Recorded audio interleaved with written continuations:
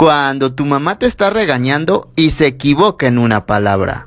A ver, ahora sí, cabrón, ¿cómo es posible que reprobaste la materia? Que yo no...